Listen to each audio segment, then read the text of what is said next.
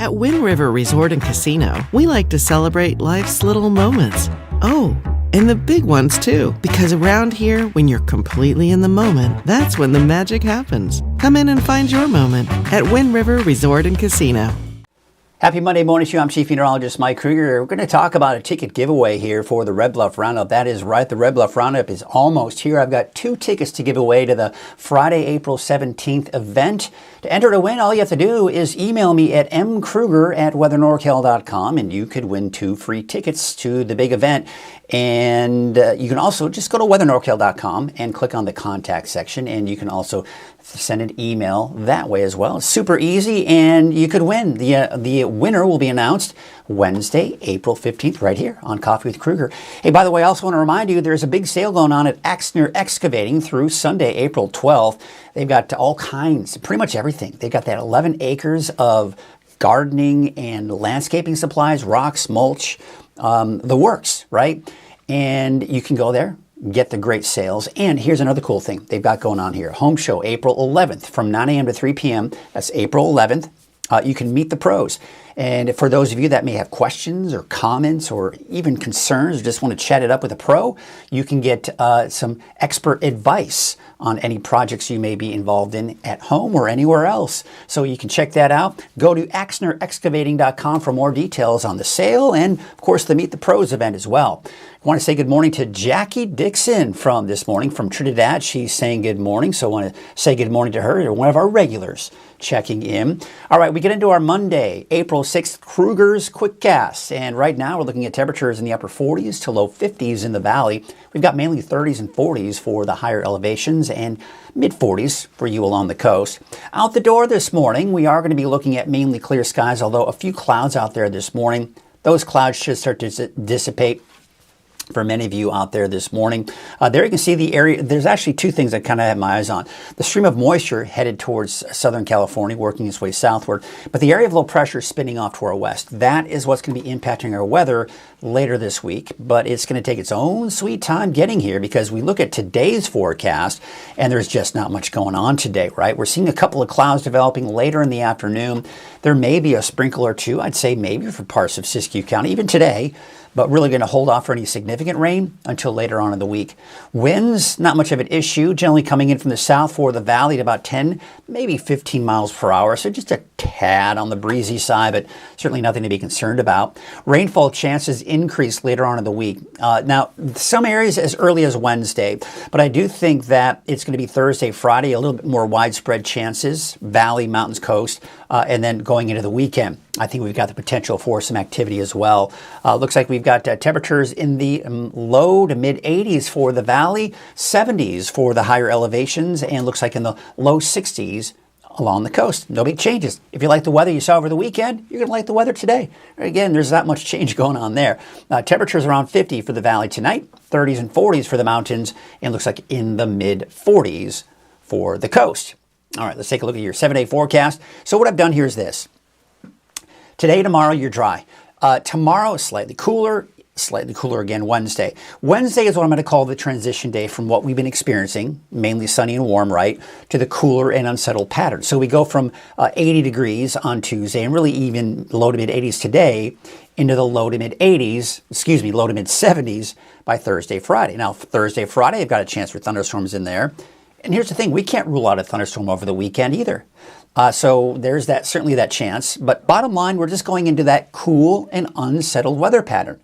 Now, what does that mean? What does unsettled mean? Well, you know those days you see a mix of sun, some clouds, and maybe a passing shower? That's essentially what we're looking at. But keep in mind, especially Thursday, Friday, we could see some embedded thunderstorms in there as well. But again, I put the word chance in there for Wednesday for pretty much everyone. Again, that's the transition day. So you're going to notice more clouds. You're going to notice a little bit cooler, and there may be a passing sprinkle or light shower. And especially, I'd say even in the mountains, the best chances on Wednesday. So that's what we're kind of watching here as we go through the next several days. Hey, there's a look at Lake Oroville this morning. Looks like the mainly clear skies out there. Oh, by the way, got Curtis Brown checking in this morning. He's saying, good morning, Mike. Another swell day. It certainly will be. And this is what I was talking about. It's going to be pretty much more of the same today from what we saw over the weekend. Taking a look at Main Street Chico, there's Highway 44 at Sundial Bridge Drive. Yeah, not a lot going on here. The day after Easter, everyone kind of getting ready for another work week, although some of you may have off. I know the kids, spring break. A lot of the kids have spring break this week. Crescent City, looking out at Harbor District there, you got the mainly clear skies out there this morning. That's what it looks like at Bald Hill West. Hoopa Valley, I don't see much in the way of fog there. It looks like we got the clear skies to start out the morning in Hoopa this morning. Soda Ridge, yeah, a couple of clouds out there, but certainly not the kind of clouds that are going to bring us any rainfall, at least this morning. There you can see for Fort Jones and Scott Valley in general. Looks like we don't have any fog there. The clear skies to start off the day. And taking a look at Lassen Park. There's the camera there. Beautiful sunrise shot.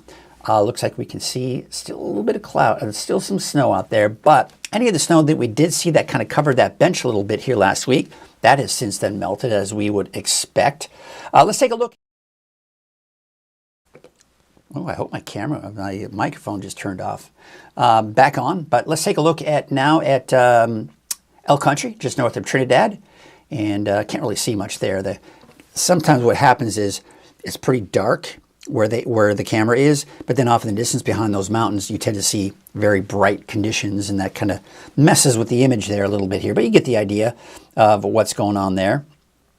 But that's what we got at Lassen Park again. By the way, I want to remind you again, for those of you that are big rodeo fans, especially the Red Bluff Roundup, hey, I've got 2 tickets to give away. The first night will be Friday, April 17th. I've got 2 tickets for that main event. You can email your entries to mkrueger@weathernorcal.com, or just go to the website, weathernorcal.com, click on Contact, and from there you can fill out the form. Just give your name, where you're from, and you will be entered to win 2 tickets to the Red Bluff Roundup. I'll be announcing the winner on Wednesday, April 15th. Hey, today is Thursday. Let's take a look at our Turtle Bay Wonderful World of Animals. And here's the thing. They're getting ready for their big, the summer show that they do. Walk on the Wild Side, right?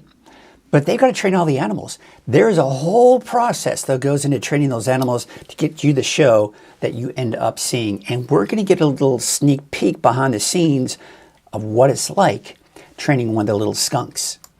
Hello everyone, I'm Mike Krueger from Weather NorCal. You're watching Turtle Bay Wonderful World of Animals. We've got wonderful Sharon Clay, and we are on the set of Walk on the Wild Side, right? And so you're getting ready for the show. We are. And there's a whole process that goes into training these animals. So absolutely. You can tell us about that. So we train with positive reinforcement, but a special type called choice and control. So the animals have choice and control of the whole situation. So when we train, it's our job to get them to want to say yes to us and do what we're asking. They are free to say no. So it's our job to show them, like, how do I get the yes from you? And how do I teach you to do something? So right now we're training all of the animals for the show. It takes like 8 to 10 weeks to get all the animals trained. And honestly, do you want to know the hardest part of training for the show? You training yourself. Probably, right? 100%. Yeah, I would think so. Like our part is way harder. We get the animals trained and then we're all fumbling around trying to learn our scripts and where to stand and not trip over the props. They're probably patting you on the back and it's going to be okay. The blooper reel would be great. I mean, we literally have to learn where the new props are as we're walking backwards and trying not to trip. It's quite humorous. Yeah. So right now we are training one of our spotted skunks, Beetle, to do a new behavior. So he's been doing the same behavior for a while. Now we're going to say, forget what we already taught you, learn something new. And so we're training that right now. So we're going to watch one of our training sessions. Adrian is up here on this ladder, being nice and safe, following OSHA regulations and all of that. Yeah, she's got the safe step stool. We have a trainer in the back. He's going to go in that hole. The idea is he's going to walk down these steps and go in the hole. So this is the first time we're doing it from the top. So let's see what happens, and we'll talk you through it. Do the play-by-play. So here he comes. He's trained to come to a clicker, and we're going to see if he'll make his way down. So he has to get the confidence to make his way down these stairs. It's actually not as easy as it looks. If you're trying to train a puppy to go downstairs, you'll know what that's like. These guys actually are arboreal species of skunk, where they actually do live up in trees a lot, versus our striped skunks that we see on the ground all the time, and they live in burrows. Oh, so close. So here he's going. I hope the video can see it. That's really, and then she can start clicking a little in the back, and then he'll go to the click. All right, that was awesome. Oh my gosh, wasn't that amazing? That was awesome. And really, what people may not know, behind the scenes here, you got to put that fourth step at the top here, just to lower it just a little bit, right? Yeah, we needed to give him that fourth step. We were trying just the 3 steps, but that was too big of a gap. And you'd see him trying, but he didn't have the confidence. So that's that whole choice and control. He's saying, no, I can't do this. And we're not going to be like, no, too bad, do it. Like when you used to see bears riding bicycles, which wasn't natural, but they basically forced them to make sure they knew how to do it. But now we're like, okay, you're telling us that you don't feel comfortable. We have to read the animal behavior. So we put in another step. That's the first time we've done it with the extra step. And so that was great. You're going to do it again. Is he ready? You guys want to see it again? Yeah. All right. I don't know how long we're going, but we can. Hey, we can always, yes. So we'll show you guys one more time, and he'll probably do it faster this time. Now, when you're at home training your dogs and so forth, and your cats, which are very trainable, if you're doing any kind of a long behavior, you always start at the end of the behavior. So the beginning of his behavior is he's going to come out that hole. We're going to have more steps. He's going to go all the way up, all the way down, and then so you work at the end, and then you go forward. You can start at any time, Adrian. And so by doing that, they learn the look, end. He didn't even have to do it from that top step. Whoa! Wasn't that amazing? That's so awesome. That's how fast he can train once you get them to succeed, and then he'll choose to do it because he knows he's safe. Well, so that's cool. The training process. That's really cool. So like you say, you start at the end and then you work your way back to the beginning. Correct. Eventually, just little chunks at a time here. Absolutely. Very interesting. You got the behind the scenes here on how they train, or at least part of this small process on how they train these animals. So awesome. Thank you for that little lesson. Thank you. What was the name of the... That's Beetle. Beetle. Thank you. The western spotted skunk. Thank you, Beetle. You probably hear me back there thanking you. And thank you. We'll see you next week for another edition of Turtle Bay Wonderful World of Animals.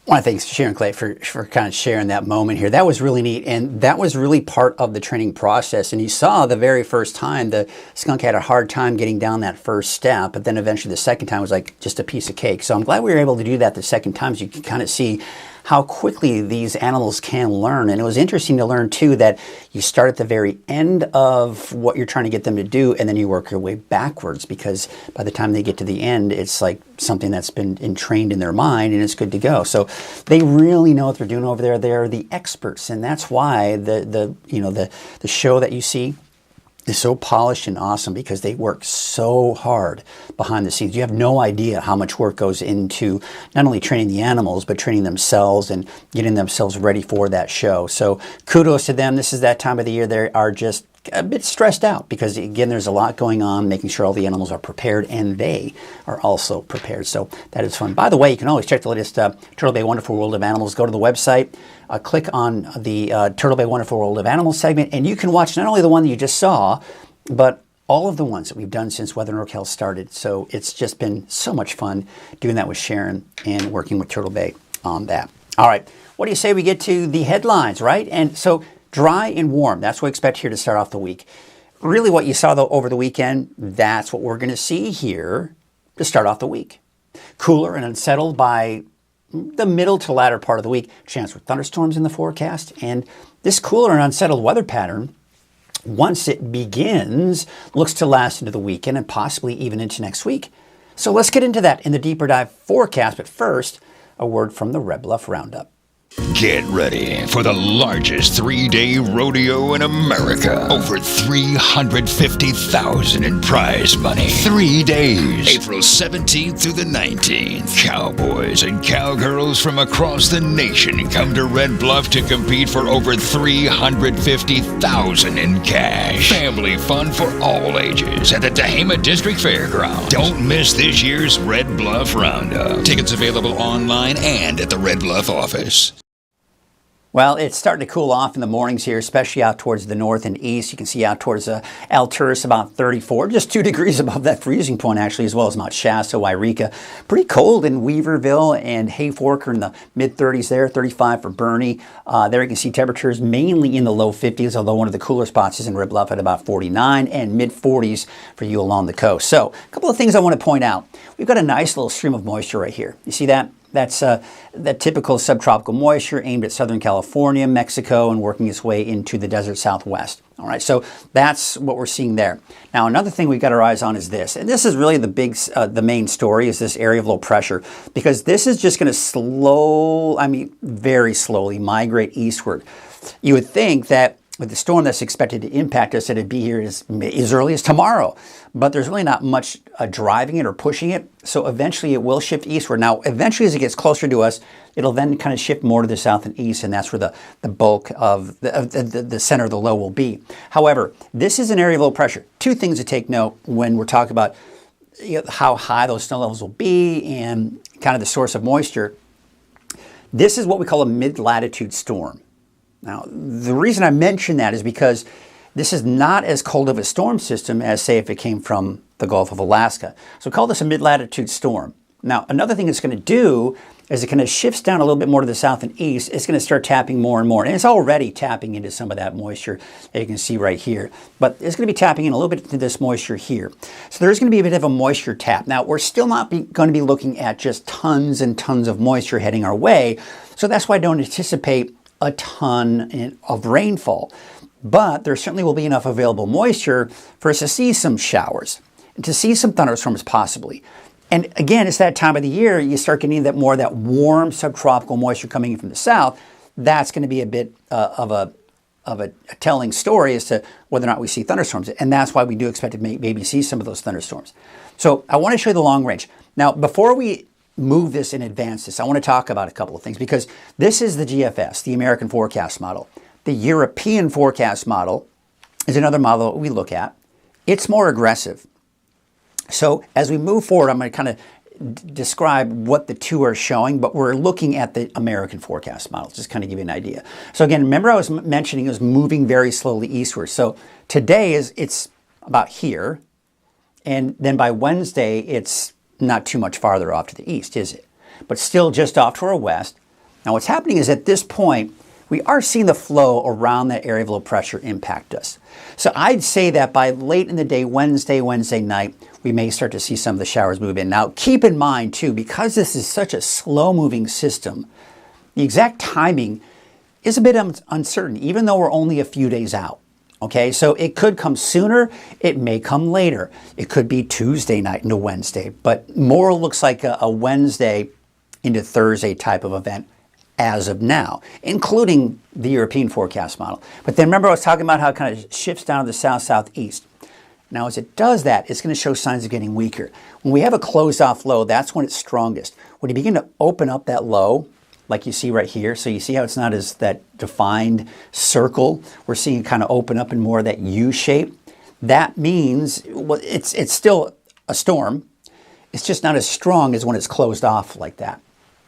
But again, what we're seeing is this, that flow around that area of low pressure, that moisture, I'm kind of coming back here, but you see how it's kind of coming around that, and all that just kind of streaming up to the north. So it is going to bring us the showers. It is going to bring us the thunderstorms. This is going to be more of a cooler and unsettled weather pattern. Now, what do I mean by unsettled? It's that mixture, those days. Think of the days when you see kind of some sun, some clouds, and a few passing showers. That's essentially what we're going to be looking at here for Thursday, Friday, and even through the weekend. However, Thursday, Friday, we're looking at that potential for thunderstorms, and especially on Friday and possibly even into Saturday as well. Now look what happens. You see that? We see a system coming in from the north and west, and that's going to kind of reinforce the potential for more activity come Saturday and even Sunday. Now, it looks like a bit of a drier trend come Monday, maybe Tuesday of next week. We'll see. But I do think we could still see some unsettled weather here, even as we go into next week as well. So, I mean, that's good. Here we are in April. April is still a month where we can see some rainfall and, of course, those thunderstorms. And that certainly is going to be the case here. So taking a look at Futurecast, this is at 5 p.m. today, maybe a couple of clouds. And here's the thing, if we see a stray sprinkle, light shower for parts of Siskiyou County, honestly, I wouldn't be surprised. It certainly isn't out of the question, but I wouldn't count on it. More clouds, more maybe even some drizzle, some fog along the coast for your Tuesday, but still plenty of sunshine elsewhere. Now Wednesday, see what's happening? You see the spin, see that rotation? That's streaming in that moisture. So you see what's happening. Now, this is the latest forecast model that's coming in, but the earlier models weren't showing this quite as active. And a lot of times this model tends to overdo it with that overall what we call convective activity.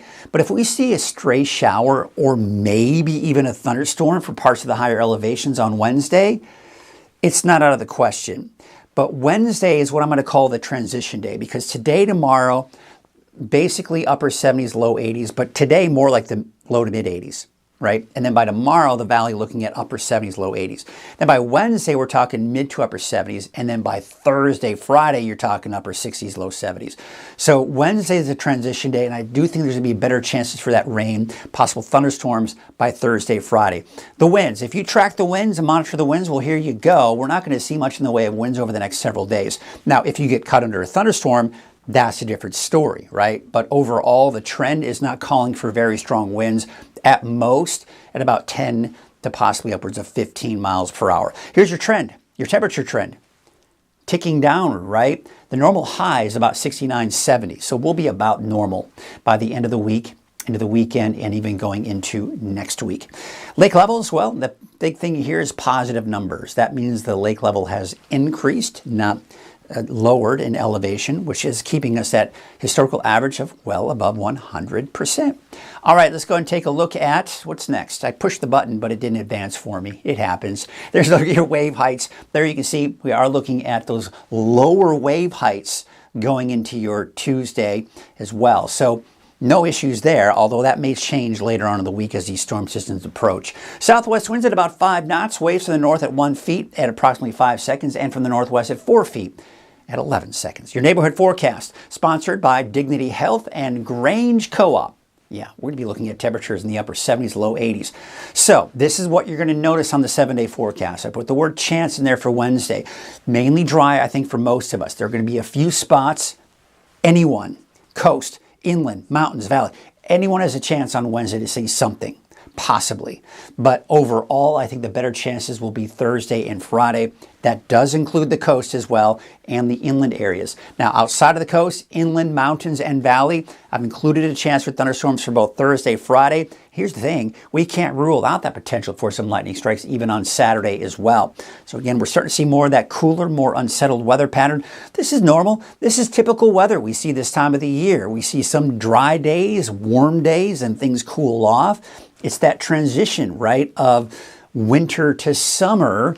And we kind of see that tug of war between those cooler temperatures from the winter to the warmer temperatures we'll eventually see in the summer. Temperatures in the low 80s for Tuesday. Wednesday, there's that better chance with thunderstorms in Chico by Thursday and Friday.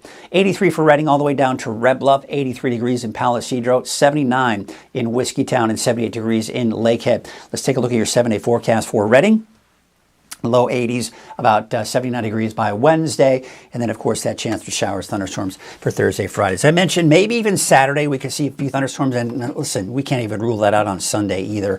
But overall, it does look like we are going to be looking at a cooler, more unsettled weather pattern. This is a welcome sight. I think, the rainfall is something that everyone's happy to see. Thunderstorms, sometimes people aren't so happy about it. it's kind of fun this time of the year because we don't have to worry too much about fires. But in the summer, yeah, when we start talking thunderstorms, then that's never a fun thing, is it? So we'll, of course, be on the lookout for that this summer. But in the meantime, it's going to be pretty nice. I mean, temperatures are going to be dropping. It's been actually pretty warm out there over the last.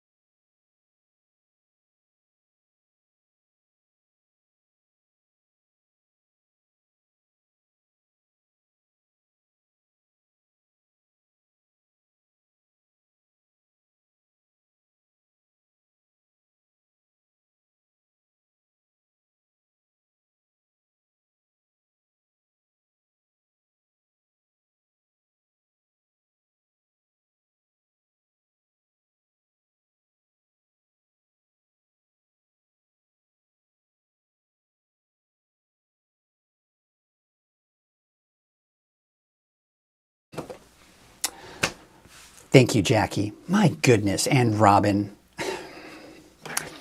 I've got some changes coming in. I've had someone kind of come in and do some cool stuff with my software, and some of these issues should be taken care of. So, as I was saying, because you couldn't hear me, as I was saying, what a great weekend it was.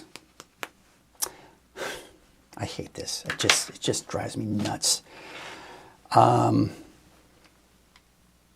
you go. All right. Just drives me nuts. Anyway, what a great weekend it was. Beautiful weather. And, you know, here's the thing, as I was saying, and nobody could hear me, you know, a lot of time we want to try to spend more time with our families, and it's so nice to be able to get out. And I was at the Anderson River Park spending some time with family, and I noticed there are just a ton of people out there. The Easter Bunny was there. It was just so festive, really. Tons of kids, tons of adults, tons of families, and just really a good time. So, you know, again, we talk about how we need to spend more time with our families, and it's so nice that, you know, we can at the very least, have these holidays to give people more excuses, if you will, to kind of break away from the routines, break away from work and everything that's going on, and just take a little downtime and spend time with loved ones. It's so special that we can do stuff like that. So there you go. Jackie's saying, happy Monday to you. I know, kind of lost it there a little bit. It's just frustrating, right? Because I'm trying so hard to do the forecast and make sure the maps are up and ready to go and make sure my sound is on. And you've got all this technology and all these things. Listen, if you saw what's around me, I've got monitors all around me right here. I mean, they're everywhere. And then I've got this box. You might be able to see it right here. This controls everything, and it can give me, but there's just so many boxes in that as well, and you're trying to figure, oh, that one's this one and this one. So, you know, it's just when you're a one-man band, right? You're just you're taking care of everything. So you have these little technical issues, and you try to hope technology takes care of you, but sometimes it doesn't. And the problem is this. Watch what happens. I'm going to do something here.